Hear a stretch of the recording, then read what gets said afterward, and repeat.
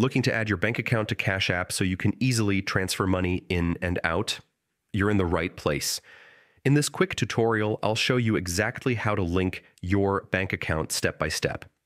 It's simple, secure, and takes less than 2 minutes. First, open your Cash App and tap the profile icon in the top right corner. Scroll down until you see Linked Banks and tap it. Next, select Link Bank or Add Bank.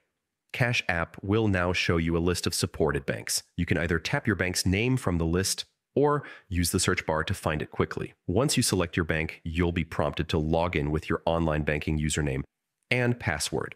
Don't worry, Cash App uses Plaid, a trusted and secure service, to connect your bank safely. After logging in, select the specific bank account you want to connect, such as checking or savings.